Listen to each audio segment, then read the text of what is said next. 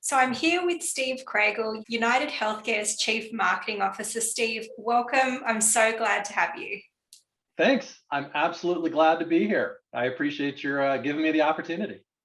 So you're the Chief Marketing Officer of a little known company that a couple folks might have heard of who are listening in, but I have it on good authority that you are going to be a molecular biologist. So tell me a little bit about what happened? How did you get here? How did you end up as the chief marketing officer, a top, sort of a huge, player in the healthcare industry?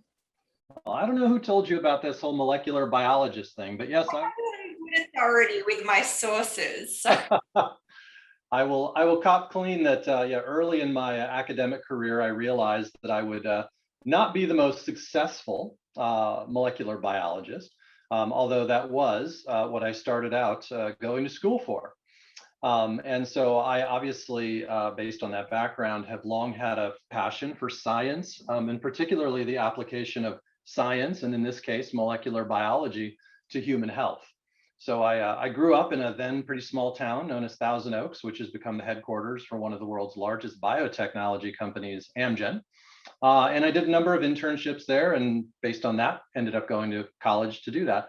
What I found, as I alluded to earlier, was that while I achieved good marks in the chemistry courses and the physics courses, et cetera, I knew that I was not going to make my mark as a molecular biologist. I was a little bit more extroverted, and I realized that there were others in the courses who were going to become Linus Paulings and other renowned scientists. So I decided that I would do something different, something where I might be able to contribute more and have a bit more of an impact. So I ended up taking my degree in political science and economy. And what I ended up doing from there was going to work for that small city, Thousand Oaks, developing social and public services programs, including programs that impacted people's healthcare and the social determinants of health. Social determinants being transportation, food insecurity, et cetera, because if you can't solve for those problems, you likely will not be able to access healthcare. And so as I was writing grants and putting together these programs and literally building childcare centers and housing developments, et cetera, what I found was that the constituents for which those programs were intended were sorely unaware of their existence. So I felt like it was not this build it and they will come field of dreams. It was build it and where is everybody? So I knew there was a huge need for it. So what I ended up doing was becoming the de facto marketing and communications person, the public affairs officer for the city of Thousand Oaks, if you will. And I ended up being that guy who would sit at the late night council meetings that you see on TV, fielding angry questions from mayors and council people and other general public people. So, but what I really found was that I had sort of tripped into my calling, if you will, because while I really enjoyed developing those programs for those constituents, I really found that I enjoyed kind of being on the hot seat. I enjoyed the media part of it. I enjoyed it, the advertising part of it and the communications part of it. And so I decided after about 5 years to leave government, to go to the private sector, to work for an integrated kind of marketing and communications organization that allowed me to help launch some of today's most well-known brands into, at that time, the Southern California area. So brands like Whole Foods Market, Starbucks Coffee, Jamba Juice, Noah's Bagels, et cetera. But I was also able to work closely with the Los Angeles Alzheimer's Association, and I ultimately came to serve on the Alzheimer's Association's board. And that was really where I kind of reconnected with kind of the science, the healthcare, the policy, the regulatory, as well as kind of the broader brand and communications work that could be applied in those environments. And so fast forward to my agency days where I started healthcare practices here on the West Coast for some of the larger communications agencies. I've worked at Edelman and Ketchum, et cetera. But my clientele included companies like Medtronic, for instance. And so once I decided to go in-house and do the same thing I was doing externally for Medtronic, and then ultimately for Merck, that kind of broadened my aperture to allow me to come here to UnitedHealth Group, where again, I sort of have a much broader view of all the different levers of the healthcare ecosystem that ideally I can help kind of move to change behaviors and make the health system more sustainable. So that's my long-winded way of telling you how I arrived here, kind of, or tripped into this, if you will. I love it. I will always have this image of you sort of standing in front of an angry mob, fielding questions and handling that. That's kind of my permanent visual. So I'm going to play back to you something that you wrote, I think, recently, and I came across it on LinkedIn, but you said, I think you were referring to an article, but you said, working with a sense of purpose day in and day out is an act of will that takes thoughtfulness and practice. And I thought that was really relevant for today's conversation, but it also really resonated with me because it tied to a lot of what we've talked about of proactively sort of designing, your life and how you're going to spend your time. Can you tell me a little bit about, what your thinking was around that and what, this act of will is for you? Yeah, I think the word that most resonates with me there is it's active, right? Purpose is active. You have to actively seek your purpose. It's not just there waiting to be found. And you're not entitled to it. Exactly. And so I think we sometimes mislead ourselves into thinking that if we just sort of, wait around, sort of purpose will sort of, it's like an act of God or of nature of something. It will just happen upon us. I believe that in everything that you do, you really have to actively seek to define and therefore create your purpose. And it really doesn't matter if it's in my personal life or in my professional life. If you look at things, if you look at your life through the lens of purpose and creating purpose, you're able to create purpose and meaning with regards to anywhere where you're operating, in any realm that you're operating. And so I think what it really boils down to for me is it's kind of a way of being, right? It's kind of an attitude and a way of approaching life. You could sort of boil it down to, when it comes to purpose or frankly anything, talk is cheap, right? You can talk about it. You can hope that all of a sudden you will feel it. You could, as we go into feeling, you could even talk about things like love, right? Where people say, love, real love is active. Right? You are actively working at it. It takes discipline. It's not always fun. And I think that is absolutely true of purpose or finding any kind of meaning in anything that you're doing. Sometimes it's actually really uncomfortable and it creates anxiety. But I think there are even lots of, maybe not lots, but there are studies, neurological studies, physiological studies that are really uncovering that as human beings, we're kind of built for that uncomfortable, to be uncomfortable and to live in that kind of anxiety, place of anxiety, not where it's harming our health, but where we're forcing ourselves to push ourselves out of our comfort zone to seek and to find and then acclimate. It's almost how evolution itself works. And if we're not doing that as humans, we tend to become very sedate, very passive. And I actually believe we ultimately become somewhat depressed and adrift. So, I really have just found that humans in general and myself and many others around me in particular are better suited by really pursuing that kind of active purpose and being comfortable being uncomfortable. And I just find that that's the only way to really activate it and create that sense. I mean, in the times that we've chatted, and I feel like I know you, I know I'm just getting to know you, Steve, but certainly there's an energy to you. There's a sense of conviction and there's a real sense of like you're in motion that comes across. What do you do when you feel like stagnant or stuck? Because I know, to your point, it is an active decision, but some people might be listening to this going, well, that's great, but like, how do I actually spring into motion? What do I tell myself? How do I get unstuck? Like, what's your approach to any time where you're sort of not feeling it, but you know you need to be active anyway? Well, it starts with liberal quantities of coffee. And I'm not promoting Starbucks here. It just happens to be the cup.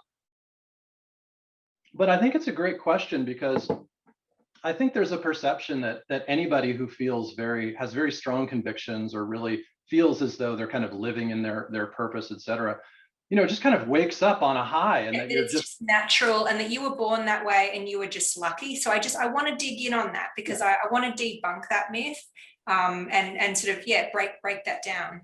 The way I look at it is, I typically, and I probably have to do this once every day, I have to reboot my operating system, right? And the way I reboot my operating system is I remove myself from the immediate environment that I'm in. What I try and do is, there's a great Harvard professor who talks about adaptive skills and this notion of getting on the balcony, right? Literally getting on a balcony to just sort of take a higher view of whatever situation and circumstances you're in, and then just sort of remove yourself from that day to day, whatever it is that's really sort of causing you that kind of malaise or the lack of connection that you typically want to feel. And then I take a journal, and I'm not going into this whole journal thing. I know some people like to do that. I learned that if I can just take a couple of things out of my operating system that I know are there focusing in the background that I'm worrying about, and I just jot them down and write them down and then close that book and sit it there, I feel like I've captured those things. I'm not neglecting them. I'm not going to forget them. And then I go and I have a cup of coffee and take a deep breath, get on the balcony and try and refocus. I usually find that that helps me tremendously, because what the bad anxiety that I experience comes from focusing on those things that our operating systems become obsessed about, but that really are not nearly as important as our brains are forcing us to think. So I think when we get obsessed with those little details that are causing a lot of anxiety, we're operating with the wrong part of our brain.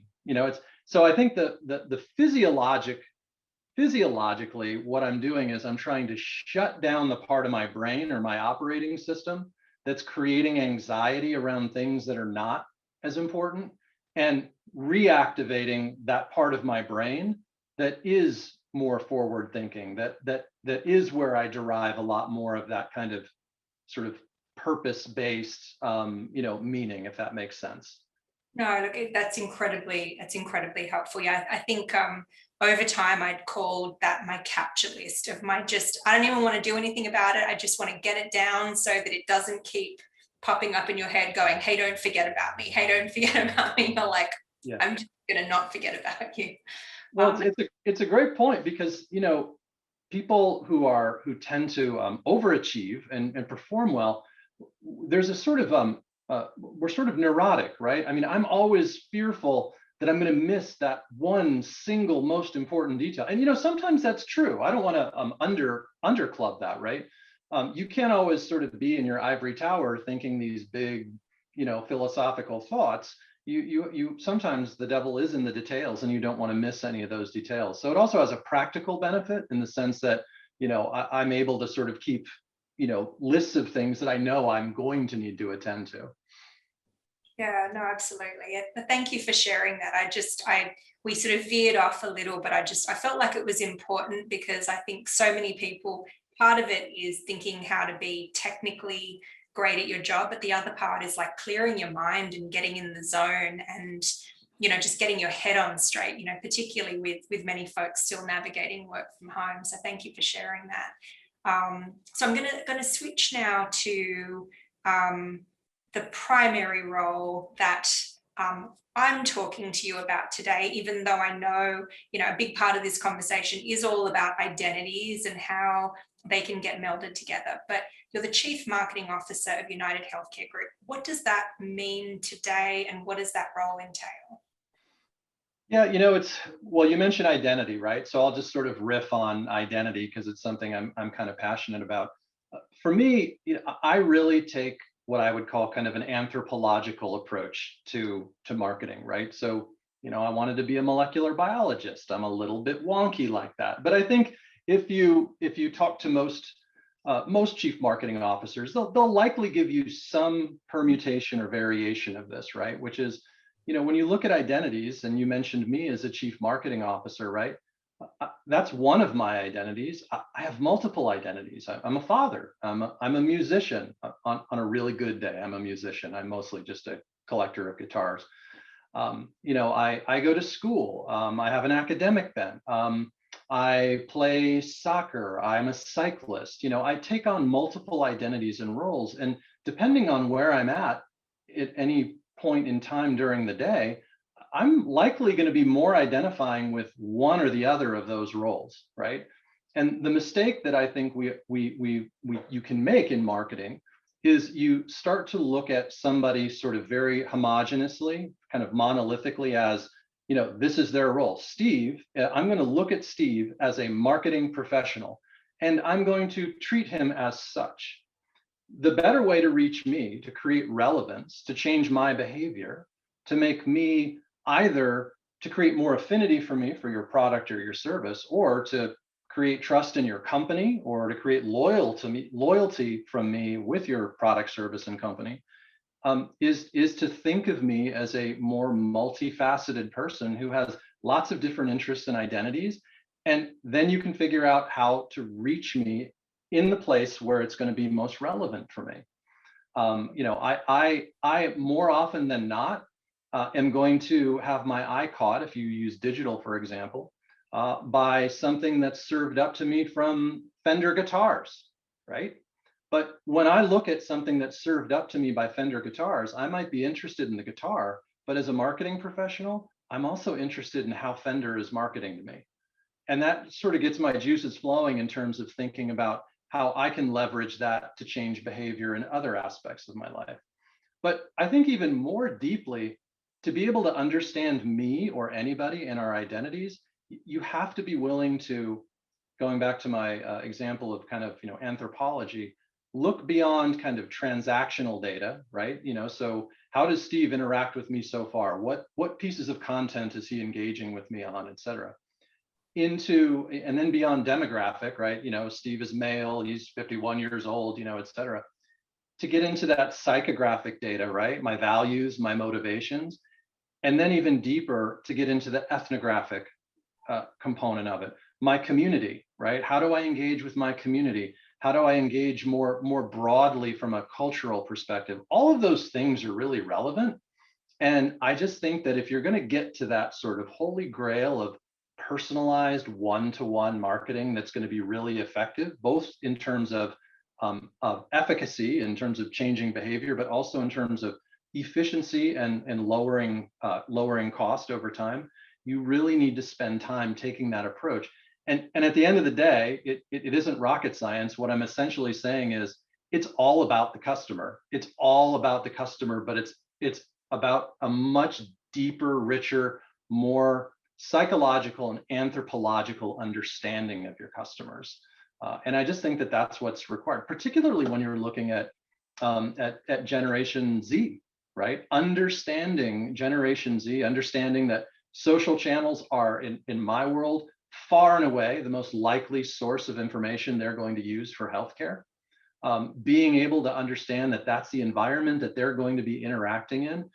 They're not interacting as, sort of a potential customer for healthcare. They're in this soup of all different kinds of information that is just rapidly changing. I need to understand that. I need to understand how they're interacting with all that.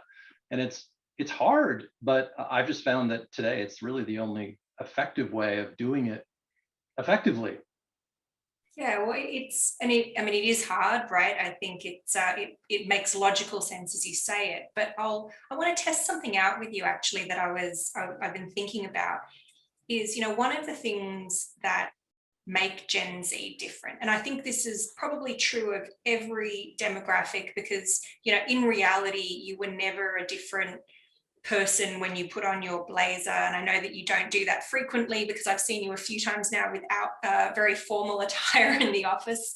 But, there was this sense of like, hey, work me and home me and friend me and mom me or sister me or whatever it is, and all of these different personas. And one of the defining characteristics of Gen Z is there just isn't that divide, right? It's all smushed together.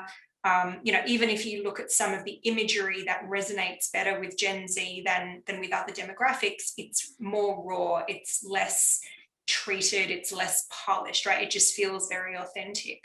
So how did you, I mean, maybe in general, but also particularly given the year and a half that the world has been through, how did you navigate culture and sort of make sense of how your consumer was changing, what your consumer is struggling with? And I know you're also going through this yourself, and so is your team. So can you speak a little bit about how how you kind of stayed close to what was happening in culture? Yeah, I think it's been interesting because it's, this concept, this sort of anthropological concept has never been more important, because the pandemic has really caused not just Gen Z, but everybody to really reevaluate how they approach work and how they approach their lives. Um, Right. you And if you wanted to separate your work self from your home self, like your kids don't know that you're suddenly going to be work mom, and not to interrupt you, right? Like to them, it's all the same. So there's been this forced melding. I completely agree. and you just have to accommodate yourself to it, for one, right? You resisting it is futile. And I think that's probably one of the biggest hurdles that people had to get over right away. We started off in the pandemic saying, well, okay, people are going to stay at home, but how quickly can we get them back? And then we moved to, well, no, now we're going to be completely virtual, and nobody's going to come back into the office. Well, then you find that people themselves, employees themselves, are reevaluating whether they want to stay virtual. They're actually missing some of that interaction. This gets to that kind of that ethnographic sort of community sense that people are looking for, right? And so, being able to follow those trends and see how that is manifesting, but then being able to continue to market to all of them in very different ways, right? The tendency for any organization, well, I won't say any, but most large organizations the size of UnitedHealth Group, is to want to sort of federalize and standardize and scale, right? And I think the reality is that I can't think of who said it, but the reality is that in most environments, scale is a fallacy. This idea that you can just scale up and like deliver like the same thing to everyone at the same time, and that's the sort of holy grail. It's never really worked. I mean, there are some environments that it works in. Commodities, I suppose, but the notion of scale, I think, has really sort of failed us. And so if you're always trying to chase the scale, I think you're likely going to fail in that regard. But for me, you mentioned, I've gone through it. I've had to really reevaluate sort of how I approach work and what is important for me, and how can I, both focus on things that are important to me outside of my professional realm and professional responsibilities, while at the same time still staying true to myself and my sense of purpose, and not feeling as though I'm kind of abdicating my professional self, right? And that's like a struggle that I think lots of people go through. How do you balance these competing identities without sacrificing any one of them? And so it really, it becomes the old sort of, work-life integration kind of thing. But I think, really respecting, a lot of it is just stopping and listening and looking around and shutting down those natural blinders that we have. They're not just unconscious biases, they're conscious biases, actually. And just being able to stop and absorb and figure out that everybody is trying to figure this out. And then being responsive psychologically to that. And that's why I'll finish with psychology, because I think what we see certainly in healthcare is that the biggest impact outside of, the COVID, the direct COVID impact, people who have been ill, as well as the deferred care, care that's been deferred because they haven't been able to get into hospitals, et cetera, is the behavioral health impact. And the way the pandemic has impacted across generations, the way it's impacted behavioral health, I think has really created, it's a huge challenge that I think we're going to be living with for a long, long time, but it also creates a lot of opportunities for not just healthcare companies, but for many companies to kind of step in and fill that role. How do you get people to feel, kind of, for lack of a better word, feel better psychologically? How do you get them beyond the sort of malaise that is set in as a result of the pandemic? We have large segments of the population that at least as of now, are reporting that they will never feel safe returning back to work, right? And when you look at it from a diversity and inclusion perspective, those people are also at the same time saying, if I'm going to work from home, can will I still have the same opportunity? Will I still be? What are you going to do as a company to keep me as engaged and to make sure that I have the same level of opportunity as somebody who isn't fearful and who is willing to show up to the office? Understanding those, I mean, again, it goes to place and relevance, right? I have to look at that person different than somebody who's in the office. It really will be a challenging set of circumstances, I think, moving forward. But I think we're all getting a lot better because of it, because the world didn't collapse just because everybody decided to work from home. I think that there are also large segments of the population that have come to really enjoy working from home and are more productive working from home.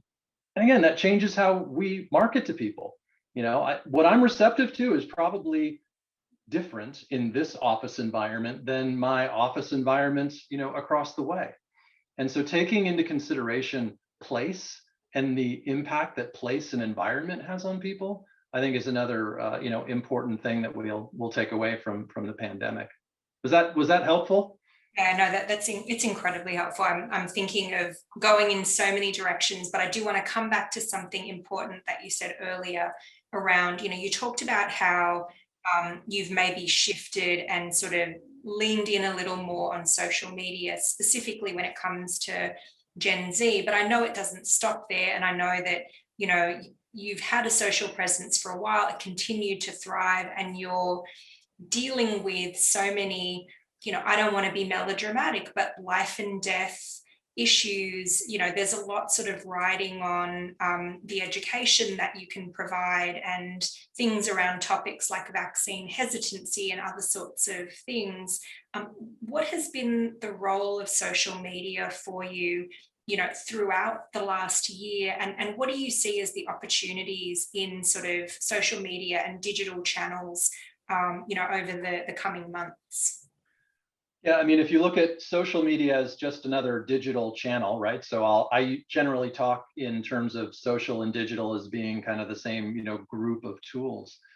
It's been absolutely fundamental to our ability, not just, later in the pandemic, to talk about vaccine awareness and to, help people coordinate and schedule vaccination, but moreover, digital became the only lifeline that hundreds of millions of people had to engage the healthcare system.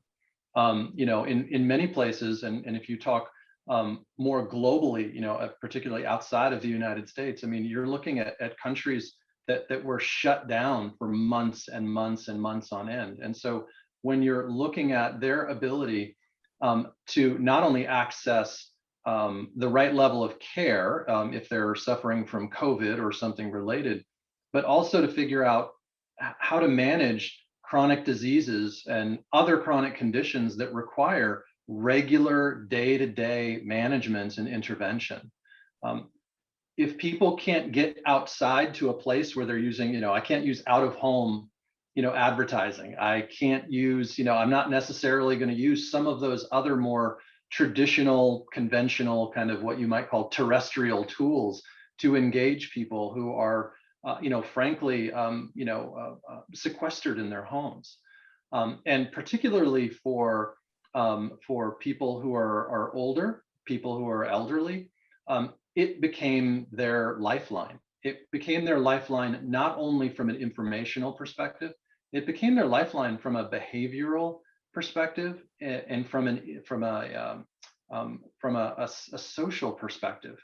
Right. You see this in Medicaid populations here in the United States. Oftentimes we're working to try and keep people out of the hospital because we don't want them to go to the emergency room. It's very costly and it's unnecessary. There's sort of the right place to get the right care at the right time, if you will. But what we find is in some cases, no matter how much we educate about that, you have a certain population that really just enjoys the social interaction that they get from going to the emergency room. they're going to see friends, they're going to see people they regularly, chat with. They like the attention, they feel safe. So there's this whole social dynamic, right? It kind of gets back to this anthropological notion, right? If you think of someone as just, I have an ailment, I went to the emergency room, let's look through that very narrow lens without broadening your aperture to say, there may be other reasons why they're there. They may be hungry. They may want to, have the free bagels that they get at the doctor's office or in the emergency room lounge. You just really have to be able to unpack that. But getting back to your question of social, especially outside of the US, is, I would argue, it's probably the primary vehicle through which people communicate, right? Global teams, global populations use WhatsApp a lot more than US-based teams do. And the use of Instagram, for instance, is from a healthcare perspective, not from a popular culture perspective, but from a healthcare perspective, is far more common in the global markets where we do business. So a lot of the work that we do is primarily social based, and we're actually using social channels more often to do lead generation and even conversion by connecting it with our CRM platforms and our brokers and those who are, selling our products. I guess I shouldn't be surprised, but it's increasingly the predominant channel that we're using, or the predominant set of channels that we're using. Yeah, and I know one of the things that really stood out to me, I guess before we even connected, was just there was a real sense of community across your social channels. Like, it didn't feel like this sort of corporate communication. It definitely had a sense of being in that community. So that definitely resonates. Yeah, I think that's the challenge. You want to strike the right balance between formality and informality. You don't want it to devolve into this sort of kitschy popular culture kind of stuff, but sometimes that can work, right? So it really is striking the right balance, because for us, healthcare is a very serious matter. And, right. Trust is so important, and credibility, right? Exactly. So, you have to be careful. It's interesting because outside of the US, we leverage earned media as well as popular culture figures far more frequently to generate either awareness for a product or education or advocacy than we do here in the US. There is a greater degree of not just recognition, but of trust of those figures. And it's interesting because, you look at the Edelman Trust Barometer does a good job of looking across different sectors. In many countries, people trust private companies and or celebrities more so than they trust their government. And so, you have to recognize that you're actually filling a very vital role as a company, as a marketer, and that people take it really, really seriously. In some cases, more so than they do here in the US. Yeah, no, absolutely. And I mean, I think given the globalness of what you're thinking across, there's all of the different cultures to take into account, and what's going on in each market. So it's and then each person, by the way, is multifaceted. So it's a lot. It is a lot. It is a lot. And you can't boil the ocean, right? It's an imperfect science. I think, in my experience, if you just do your diligence to just go a couple of layers deeper, and it's not like you have to have an exhaustive 400,000 person clinical trial or something like that. It's not that level of data, right? I mean, even just pulling together, a small focus group that is a representative sample of one portion of your market can help you to generate those kinds of insights. And what I found is that once my teams start taking that approach, they're able to find other pieces of information and data that can help them create those insights and put them into the marketplace in an efficient way without having to do lots and lots of data. And I address that because generally the problem that I've run into historically is you start talking this way, and pretty soon, your CEO's eyes roll to the back of her head, and she's like, okay, great. So you need $10 million and it's going to take, 3 years. And no, I think there, especially when you leverage the power of digital and the insights that you can get from digital platforms and or just the digital capacity to do better polling, better survey data, et cetera, whether it's reputation data, brands data, or NPS data. I think you can do it very, very efficiently and effectively. And then it just becomes a matter of putting it into practice and operationalizing it, not just letting it kind of sit there and collect dust on a shelf. So. Well, and it's an important point to raise, because I think, data isn't perfect.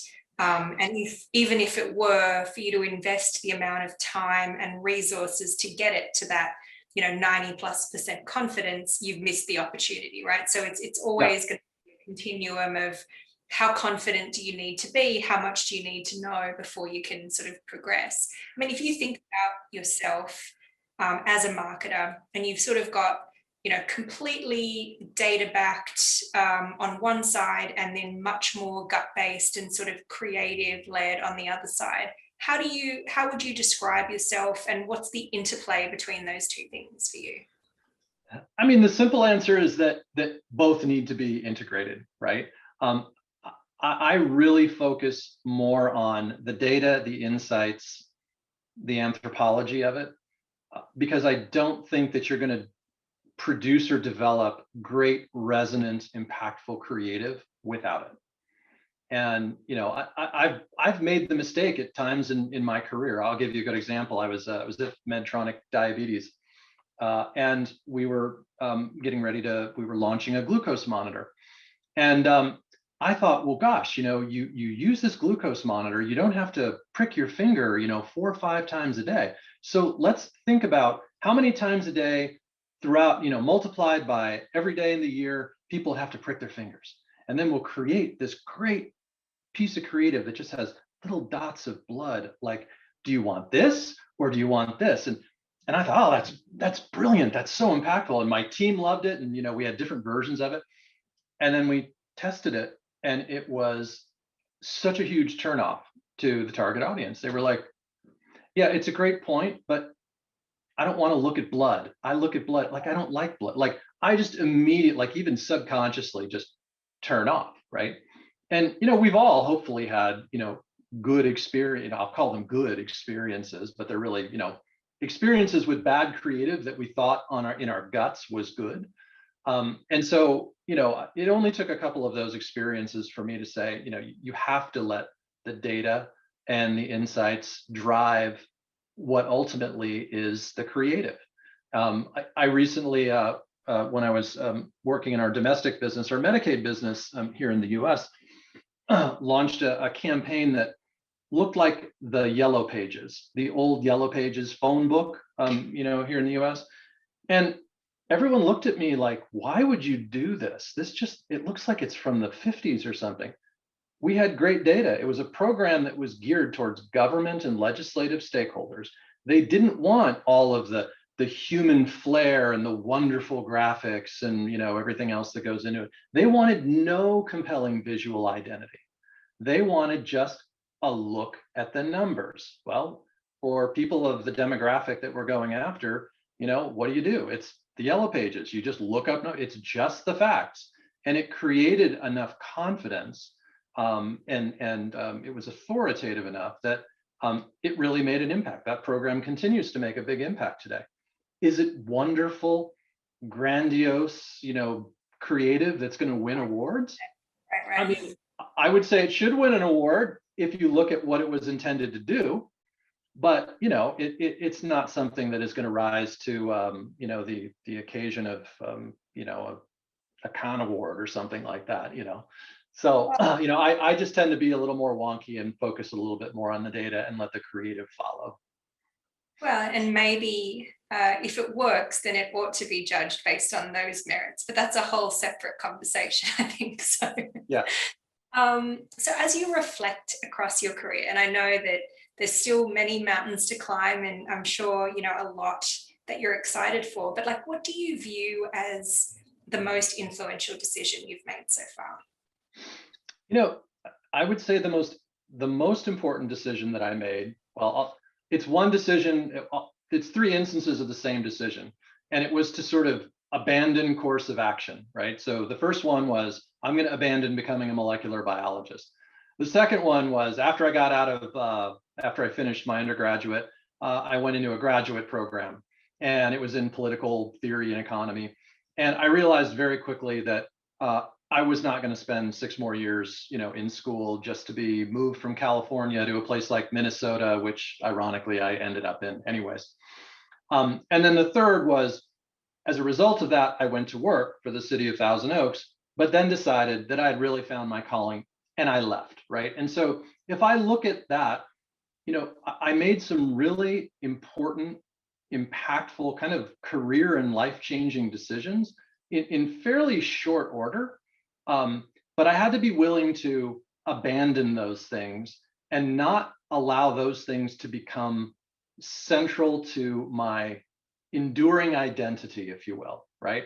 I had to focus on what was going to create that meaning and that purpose, what I was going to be good at. And I think that's another important thing. If you want to, if you're going to find your purpose, hopefully you're good at whatever it is that purpose derives from.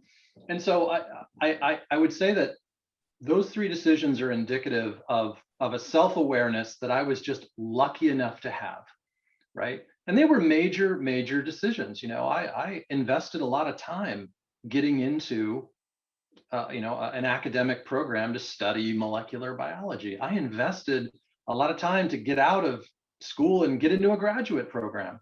And I had invested, 5+ years of my time creating a career in public administration and government administration.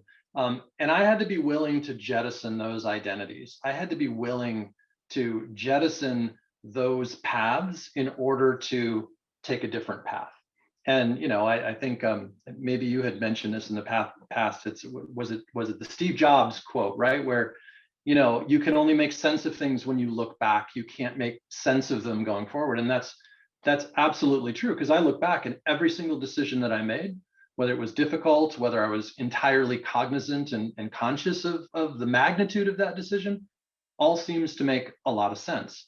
And what is interwoven throughout all of that really was that kind of sense of purpose, right? So I feel like I have either consciously or unconsciously always been pursuing purpose, not the identity and not necessarily the activity. Does that make sense? I feel like you're a psychologist right now, and I'm trying to help to get you to figure me out. I'm trying to elicit your strategies because I find your perspective really unique. Well, but I think, one maybe double click in question around that. So being able to jettison an existing identity, like I think that is that confidence that lets you do that, because people can become very invested in whether it's status or whatever it is that you've built up and not want to let it go, right? You treat it more like a finger than a jacket that you've put on, right? What is it that enables you to sort of recognize when it's time to sort of move on and pivot? Like, what is it that you talk to yourself about when you're thinking about that? Yeah, I think it changes as you mature and get older, right? Because typically, oftentimes you become a little bit more vested and invested in your current role and your identity. But what I always try and take myself back to those moments, and in those moments, and I know this sounds kind of silly because I'm not entirely on board when I hear people say this, but what I really did was I was selfish in the sense that I pursued my passion, right? And I pursued it in a rational way, right? I likely would have enjoyed being a rock star. I didn't pursue that. I knew that was likely going to be a dead end, right? So I tried to. The world is worse off for it, I tell you. Maybe so. Trust me, it's much better off. So within certain sort of what I considered rational parameters, I took the kinds of risks that I thought would be important for me to be able to pursue my passion. And a big part of that passion was what am I good at? And maybe that's just part of how I'm built, but I don't believe that I would ever have achieved any sort of success if I wasn't good to some degree at what I did. And that's, unpacking good at what you do is, are you passionate about it? Are you making an impact? Do you enjoy it? Are you learning from it? Does it keep you engaged? All of those things. I sort of followed my muse in that way. And so I always try and keep that sense about me.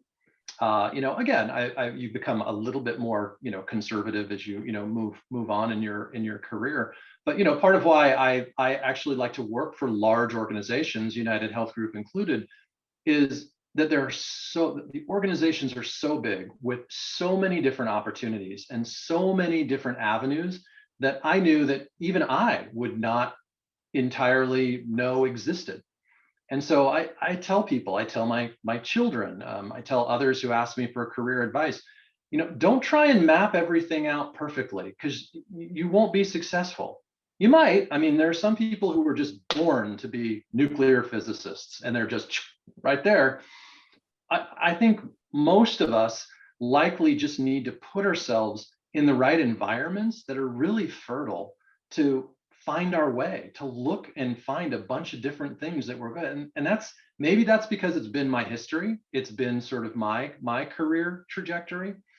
But when I apply that to other areas of my life, whether it's music or sports or academics or what have you, it really does just sort of broaden my aperture, and I'm more able to connect the dots.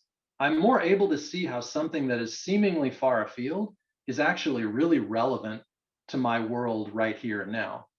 And I guess that's sort of the scientist in me. I hope that I've learned over time to listen more and to learn more, and to sort of never think of myself in terms of singular identities, but more as just sort of a holistic, learner who is trying to pull together, oftentimes seemingly disparate strands of information and input, to create meaning or to change behavior, or do whatever it is that I'm trying to accomplish. You can probably tell I'm not really good at staying in a single swimming lane. I just don't feel that, if you look at the sciences, if you look at the way, we just understand life, even academically, those swimming lanes are oftentimes very artificial. They're constructs that are there to help us organize ourselves. But when they become too rigid, they no longer serve their purpose, and they actually end up becoming really big blinders. So maybe that's just me. I don't know. I could be a curious animal. Well, I think it's certainly an environment that rewards people who don't necessarily stay in their lanes right now, if that were ever the way of thinking things through. Last question for you. If you could offer yourself up one piece of advice at the start of your career that you wish you would have known, what is that piece of advice? Oh gosh, I'm so rarely stumped. Let me pause and think about that a little bit. I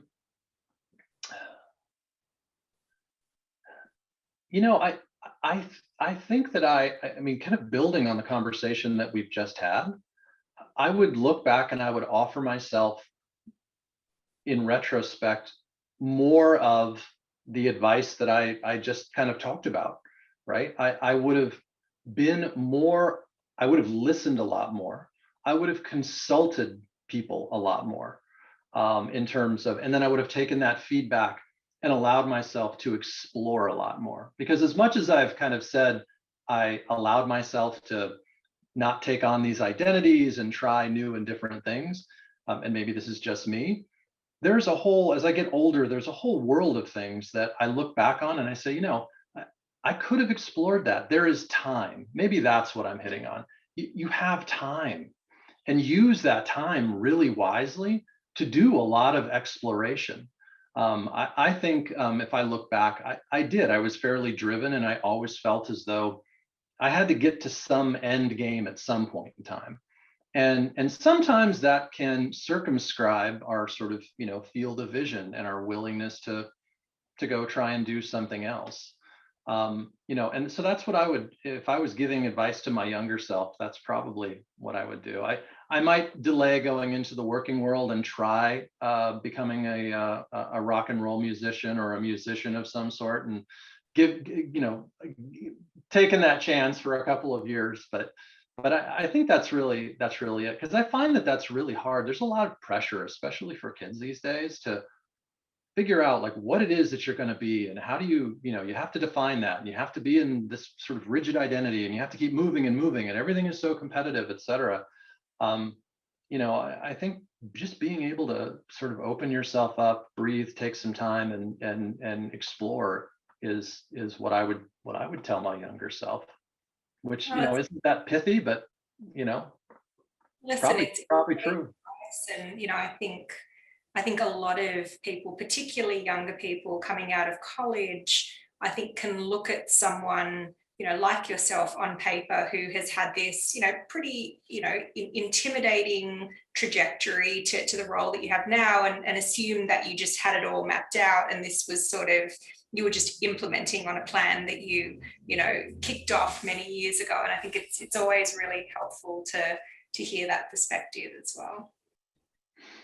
Well, I'm trying. I hope it's been enlightening, or at least illuminating to some degree. I actually, as I said earlier, I feel as though you have been giving me some great therapeutic some great therapeutic advice as I'm trying to figure myself out. Whenever I meet someone whose mind works in unique and surprising ways, I can't help it. I think maybe in an anthropological sort of way, I just want to unpack more about that. But listen, I could talk to you for such a long time. This has been incredible to have you. Thank you so much for joining. Well, thank you, Tanya. Anytime, I'd love to join you again. I really appreciate it. Perfect. Thank you.